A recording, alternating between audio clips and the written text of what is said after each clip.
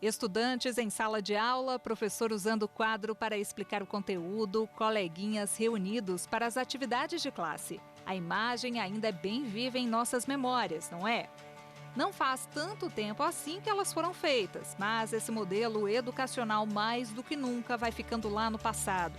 Com a pandemia do novo coronavírus, foi preciso se reinventar. Computadores, tablets e celulares viraram itens indispensáveis. Agora são eles a fonte do saber, uma ponte virtual entre alunos e docentes. E já que a fase exige mudança, lá foi a Rosana inovar. A professora de inglês do Rio de Janeiro teve que se virar. Programar atividades online para a turminha que tem entre 13 e 4 anos foi uma loucura. O quarto virou uma grande sala de aula, material lúdico, muito material lúdico, para tentar captar essas crianças pra gente. Apples and bananas. Haja criatividade. Neste vídeo, até o cachorrinho da professora entrou na brincadeira. Now, with you. Very good idea, Olaf. You look too... No processo de aprendizagem, vale de tudo um pouco. Explicar o significado de algumas palavras por desenho, fazer um chá da tarde com bonecas e contar com uma ajudinha dos filhos na aula sobre Páscoa. Nós estamos fazendo lives, vídeos gravados, também estamos oferecendo atividades, né, para as crianças depois, após a aula, links com atividades, tudo tentando fazer com que a rotina deles, né, não saia tão assim fora do normal. A crise sanitária chegou fechando escolas e alterando a rotina de todo mundo. No Brasil, poucos se prepararam para a pandemia. Para especialistas, nossos mestres vão ter que quebrar paradigmas. É isso que vai garantir a permanência deles no mercado. É este momento de pegar pessoas mais antigas e dizer, olha, nós temos que nos modernizar, senão não podemos ficar na educação. Da mesma maneira que o médico se modernizou no uso até de cirurgia, né, sem tocar no paciente, a educação também vai se modernizar neste momento. Como se aprende? O que se aprende? Será que a gente não vai entrar na próxima década de 2030, 2040, com esse modelo ainda de 1950, da era industrial, alunos sentadinhos numa sala, um atrás do outro, olhando para a nuca do colega e o professor lá na frente falando? Será que essa crise não está nos ensinando que a gente precisa também criar, gerar outro tipo de aprendizado? Crise ensina, crise nos faz amadurecer. Então eu enxergo que eu, como professor, eu estou aprendendo uma palavrinha que é muito importante no século XXI. Desde 2000, 2010 e agora 2020, a gente tem que lembrar dessa palavrinha de novo, que é a tal da adaptabilidade. A gente está aprendendo a se adaptar, a fazer algo que não estava muito acostumado e vai errar no primeiro momento. E está tudo bem. Pela primeira vez em 20 anos de carreira, a tia Marissandra passou a dar aulas virtuais em Campo Grande, no Mato Grosso do Sul. Todos os alunos foram cadastrados, receberam um e-mail, assim como todos os professores, e as aulas têm acontecido nesse mundo virtual. As aulas remotas, elas são por meio de atividades que eu posto, links com vídeos, conteúdos relacionados àquilo que nós precisamos trabalhar e também com as aulas ao vivo, as aulas virtuais ao vivo. Nesse ambiente novo, rolou até festinha junina improvisada. Uma forma de levar para os encontros pela internet o que essa galera faria se estivesse unida presencialmente. Em Maceió, o professor Alessandro virou aluno.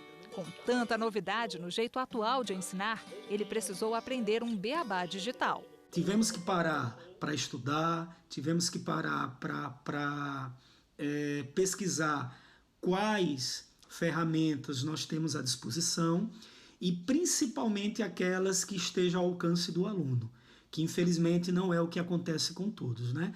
E eu penso que um dos principais desafios que nós temos nesse momento é justamente manter a atenção do aluno. Entre os pequenos, a missão é quase impossível. Em Belo Horizonte, a Fabiana e o Paulo até recebem sugestões de atividades da escolinha particular das filhas. Mas, necessariamente, os dois alternam os períodos de teletrabalho com a educação da Larissa e da Lúcia. A gente percebeu que seria importante fazer uma readequação das rotinas, né? E com tempos, digamos, pré-determinados para as atividades das meninas e nossas também, né? Então, a gente, dentro dessa rotina, a gente criou os tempos de brincar, o tempo da educação, o tempo da alimentação, o tempo do banho, o tempo do ócio, o tempo da televisão. Em Salvador, as aulinhas da Helena são 100% virtuais. Os pais também acompanham a rotina da menina, que está no primeiro ano do ensino fundamental.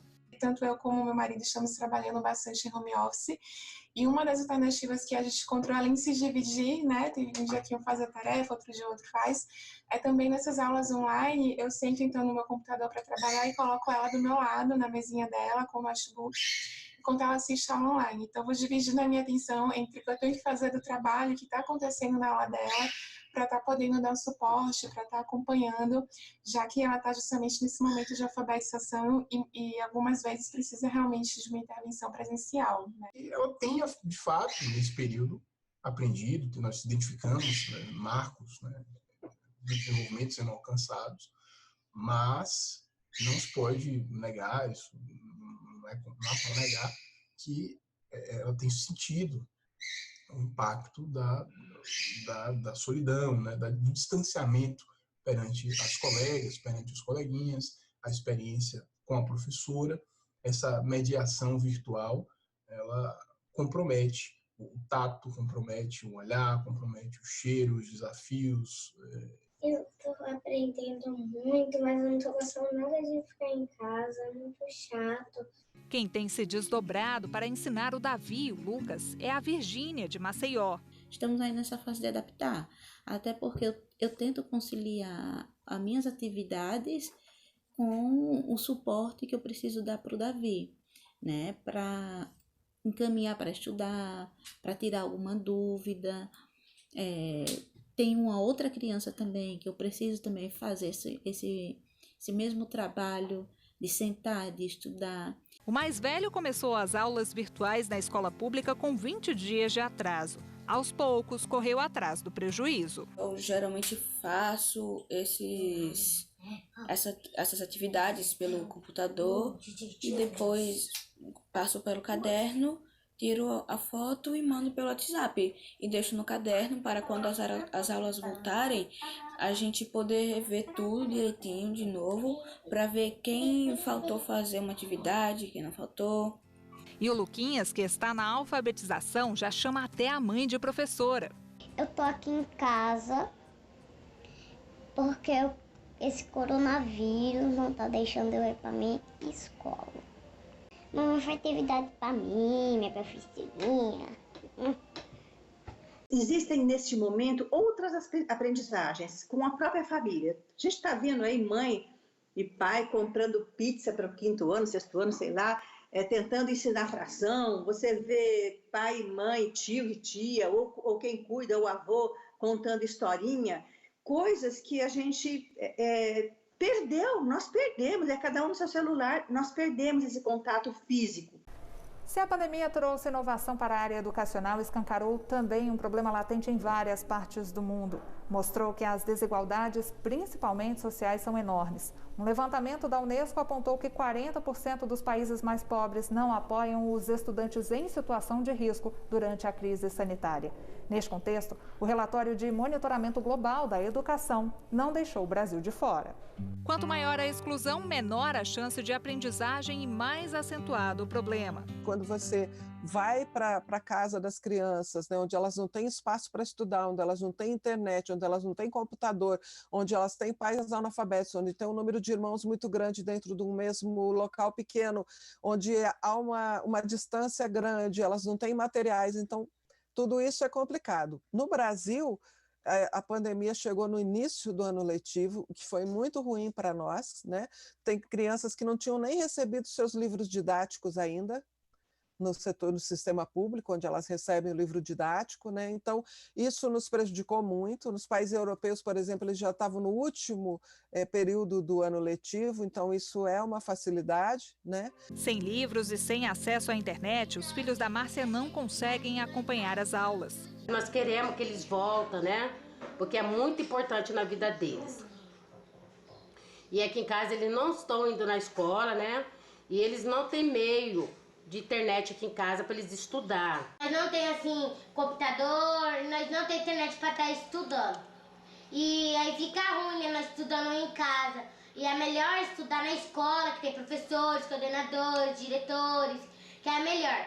É muito ruim estudar em casa, aí tá muito difícil para nós ficar em casa, estudando. Já a Júlia, aluna de Paraúna, em Goiás, não está tendo aula remota. Sorte a dela que tem a mãe para auxiliar, pelo menos nos exercícios de português. Nesse tempo de pandemia, não estou tendo nenhum tipo de aula.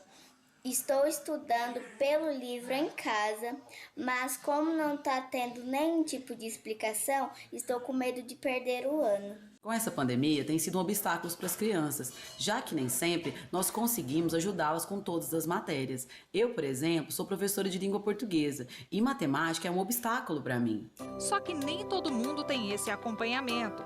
Não tem como exigir que um pai pegue um caderno e uma caneta para sentar e estudar com seu filho, quando ele mesmo não passou por isso. Então, como é que se faz se ele mesmo não sabe fazer? Uma criança pobre que tem pai analfabeto, que tem muito mais dificuldade, eu tenho que criar mais oportunidade para ela, né? Uma criança que mora numa área rural, que é super distante da escola, ou que não tem, numa cidade que não tem ensino médio, como a gente vê em muitas cidades da região amazônica, eu tenho que criar a oportunidade para ela. Como é que eu vou criar essa oportunidade dela realmente conseguir chegar ao final do ensino médio? As chances de meninos e meninas carentes abandonarem a escola por falta de incentivo são 5 vezes maiores do que as de estudantes de classes mais favorecidas. O menino que não tem a tecnologia, mesmo sem pandemia, ele tem desvantagem. Então, também a pandemia vai servir para a gente pensar em políticas públicas. A gente fala educação para todos, e eu posso dizer conectividade para todos, tecnologia para todos, porque senão essa equidade nunca vai existir. Não é por conta só da pandemia. E o que fazer num contexto como este? A questão que se coloca é como que a escola pública hoje vai fazer essas atividades chegarem aos seus alunos. Esse é um desafio que os gestores nos diferentes sistemas têm que enfrentar para, de fato, conseguir ter uma retomada da atividade educacional, já que até esse momento, ao que tudo indica, nós ainda teremos alguns meses de enfrentamento dessa situação pela frente. Há uma obrigação do Estado em prestar a educação. Há uma obrigação do Estado na perspectiva dos direitos da criança e do adolescente. Essa educação não está sendo prestada. Existe, em tese, a possibilidade de responsabilização? Em tese, existe. Mesmo com o número crescente de casos do novo coronavírus no país, alguns estados já avaliam a retomada das aulas presenciais. Mais do que quando voltar, a questão é como. O Conselho Nacional dos Secretários de Educação trabalha em vários eixos para garantir que esse retorno das atividades escolares se dê de forma gradual. Alguns fatores vão ser analisados. Entre eles estão o nível de exposição da população escolar ao novo coronavírus, a capacidade de se manter um ambiente seguro e, principalmente, a disponibilização de equipamentos de proteção individual para todos, como máscaras e álcool em gel. A gente vai entregar as máscaras para os meninos, para os alunos. É necessário que uma sala de 30 estudantes venha num dia metade, no outro dia outra metade. Isso quer dizer que uma semana de aula nós vamos demorar 15 dias para dar essas aulas, né? Porque metade cada dia. Então, acreditamos que a aula remota ainda continue. Nós não vamos agradar.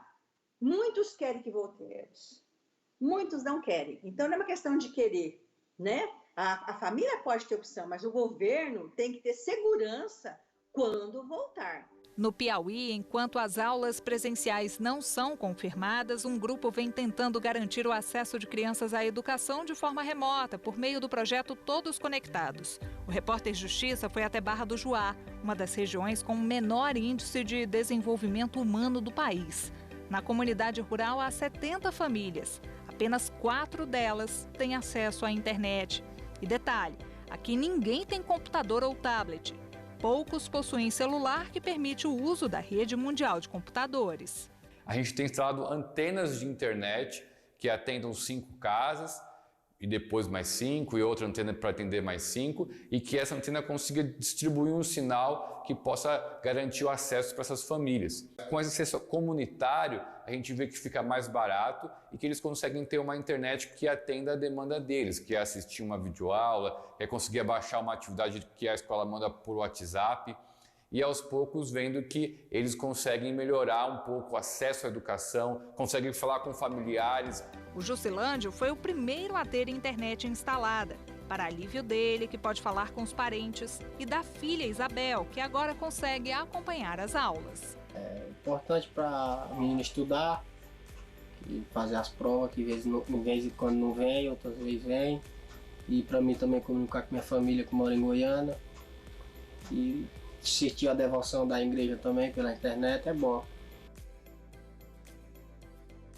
O repórter Justiça faz uma pausa e volta em instantes. Daqui a pouco, a repórter Érica Picelli vai falar sobre a educação de crianças e jovens com deficiência em tempos de pandemia.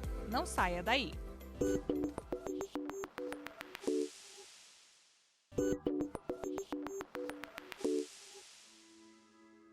Está na Constituição. Educação é um direito de todos, mas o que está escrito na prática nem sempre é cumprido. Lucas, que é deficiente visual e mora em Belém, no Pará, mostra que a inclusão ainda não é uma realidade, principalmente no momento em que a pandemia do novo coronavírus trouxe como alternativa o ensino à distância. Era para ter colocado um audiodescritor, era para ter colocado até um áudio de aula melhor na TV. E também deviam mandar os conteúdos em braille para os deficientes.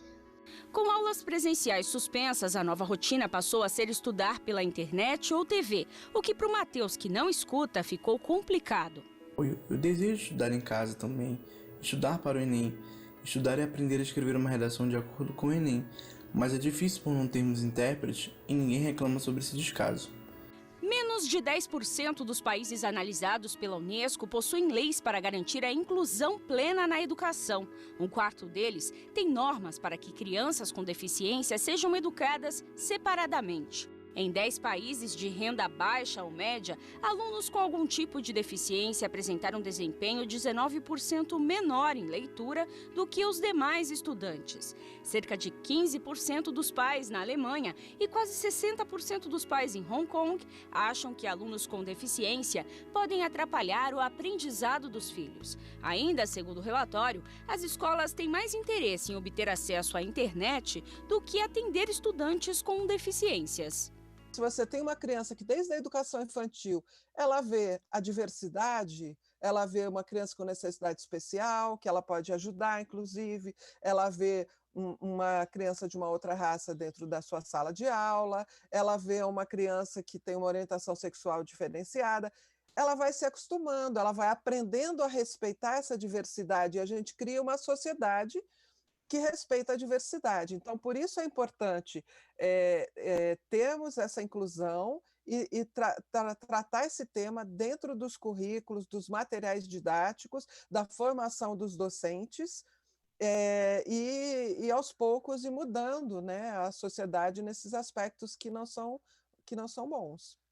No Brasil, a inclusão aumentou nos últimos anos. Dados do censo escolar apontam que o número de matrículas de alunos com deficiência na rede pública cresceu consideravelmente. Passou de 88,4% em 2015 para 92,8% em 2019. Acho que a gente tem que comemorar o fato de nós aumentarmos essa inclusão isso é positivo, mas a gente precisa investir muito, né, na qualidade. Então, proporcionalmente, a quantidade de crianças que foram inseridas na educação pública no Brasil nos últimos anos. A Lei 13.146, que institui o Estatuto da Pessoa com Deficiência, é considerada um marco no país. Além dela, há o Tratado Internacional de Salamanca, decretos, portarias, resoluções e notas técnicas, que garantem a educação inclusiva. Eu posso até aqui mencionar aqui o inciso 4 do artigo 28 da Lei Brasileira de Inclusão, da 13.146 de 2015, fala que é indispensável oferta de educação bilíngue em Libras como primeira língua e na modalidade escrita da língua portuguesa como segunda língua. Ou seja, nós temos legislação, tem que ser efetivada. Nós estamos adaptados legalmente, mas efetivamente não são todos que cumprem com a legislação, infelizmente. Mas, para percorrer longas distâncias, é preciso dar o primeiro passo. Pensando nisso, o Wellington criou um projeto especial em Roraima. Os professores ainda não conseguem elaborar uma intervenção pedagógica que seja inclusiva. Então, nós conseguimos trabalhar, né, essas deficiências, essas necessidades. Nós conseguimos elaborar um planejamento pedagógico inclusivo com esses professores para exatamente fortalecer a aprendizagem desses alunos com necessidades, respeitando as suas limitações. O projeto deu tão certo que está concorrendo ao Prêmio Inovare de 2020. O projeto está alinhado com a atuação do Ministério Público, destinada a garantir o acesso à educação de qualidade, estimulando a capacitação continuada dos professores e demais profissionais da educação que atuam na área, o enfrentamento de qualquer forma de preconceito ou discriminação e a promoção da igualdade e da inclusão social. Mas a inclusão não deve ser pensada apenas para pessoas com deficiência. É preciso também dar atenção aos grupos mais vulneráveis. Isso envolve os quase 73 mil alunos estrangeiros e cerca de 200 mil indígenas matriculados na rede pública de educação.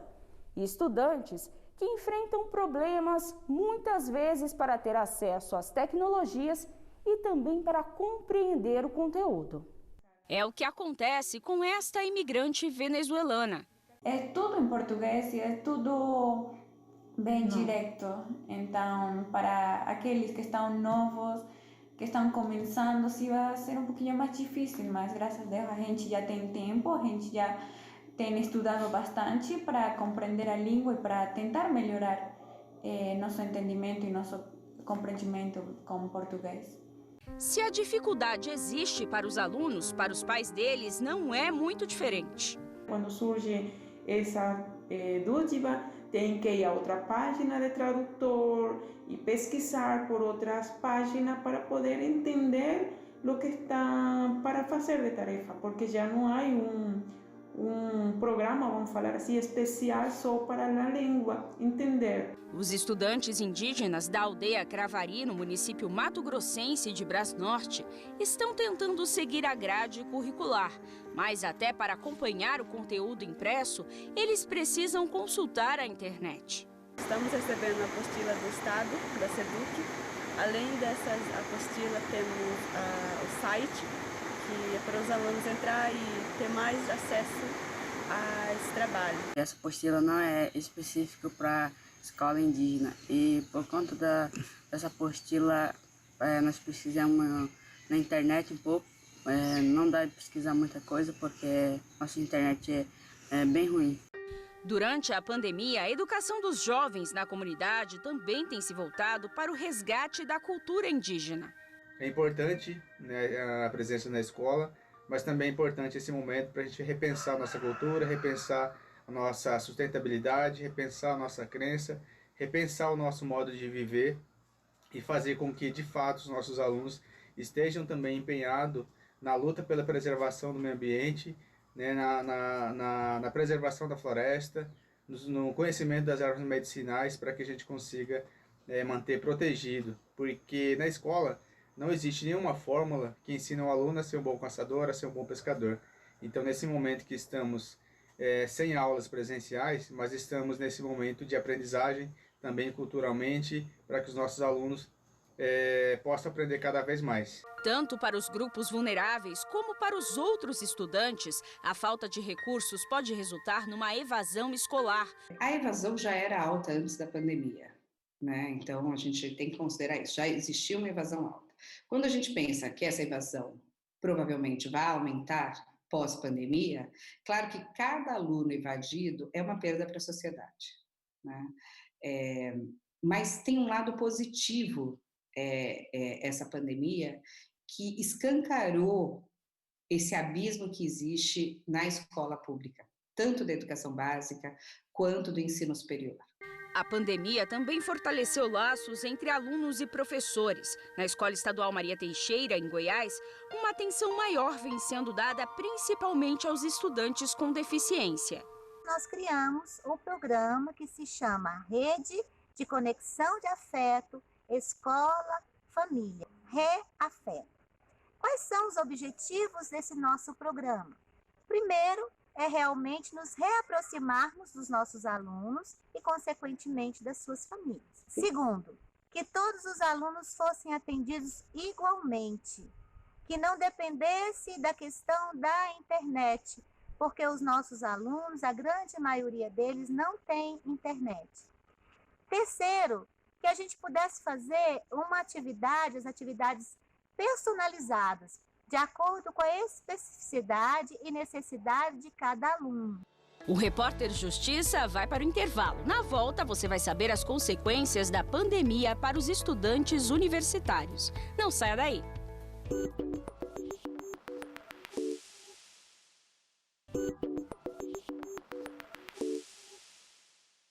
Tem alguma dúvida dessas perguntas? Não. E a aula foi bacana mesmo? Uhum. Que massa. Aissa tem acompanhado as aulas online por plataformas interativas. A estudante de Cairu, na Bahia, vem se preparando para o Exame Nacional do Ensino Médio com conteúdos extras enviados por professores.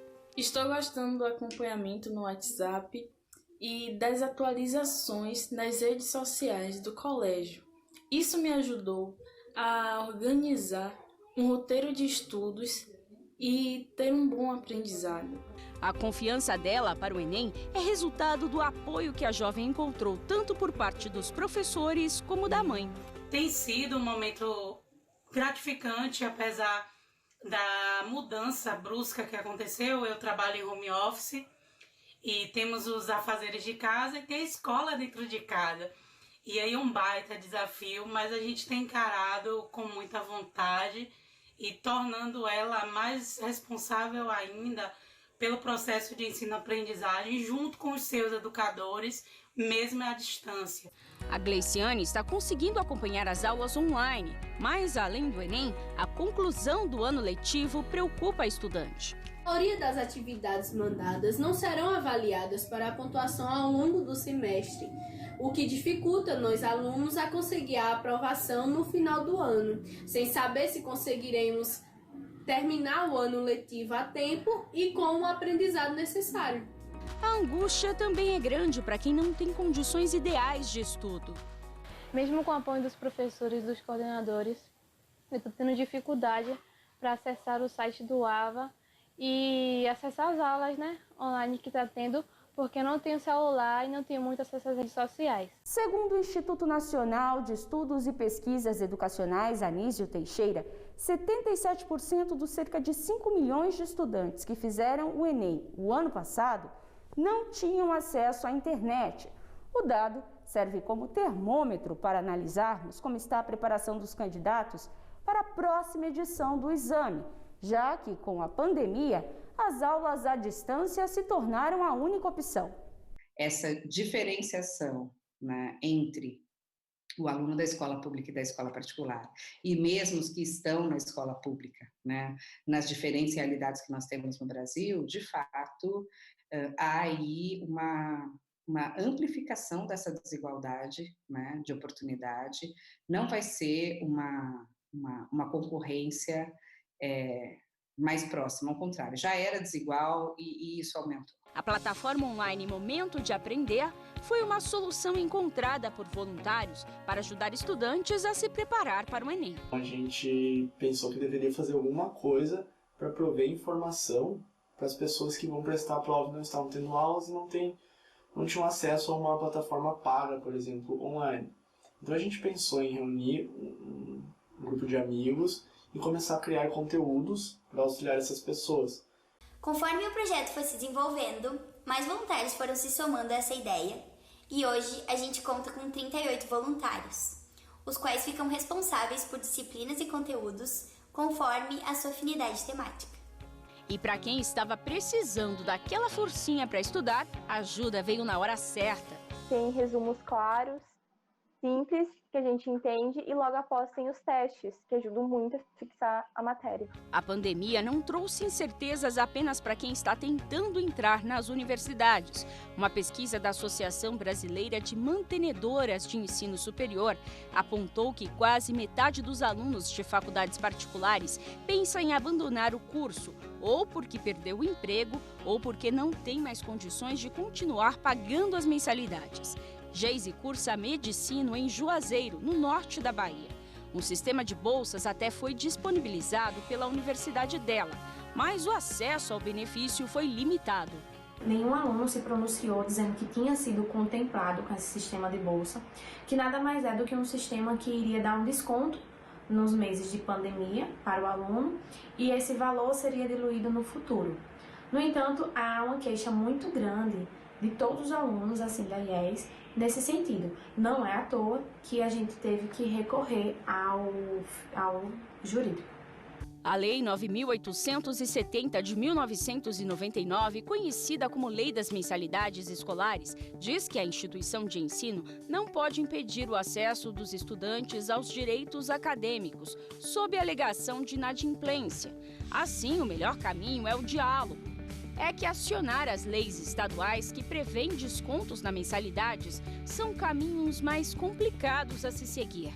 Já existem ações diretas de inconstitucionalidade tramitando no Supremo Tribunal Federal, pelo menos 3 delas já também com manifestação da Advocacia Geral da União no sentido do reconhecimento da inconstitucionalidade, o que nos leva a crer que mais cedo ou mais tarde o Supremo vá evidentemente, se posicionar e colocar um ponto final na discussão em relação a essas leis estaduais, que tem criado um clima de muita insegurança jurídica também sobre o que as escolas estão ou não obrigadas a fazer.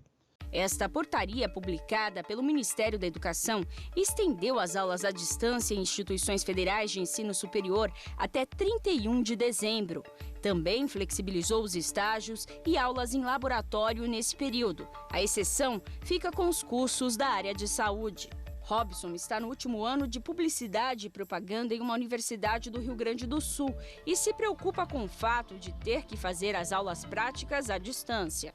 A gente tem muito conteúdo prático e que a gente necessita de material da universidade, como câmera, lapela, luz, enfim, N coisas que a gente não sabe como é que vai ser isso em EAD. Tendo isso em EAD que vai comprometer muito nosso ensino. O Repórter Justiça dessa semana fica por aqui. Você pode rever esse e outros programas acessando o nosso canal no YouTube, TV Justiça Oficial. Tem uma sugestão de reportagem? Anote aí o e-mail repórterjustiça@stf.jus.br. Obrigada pela companhia e até mais.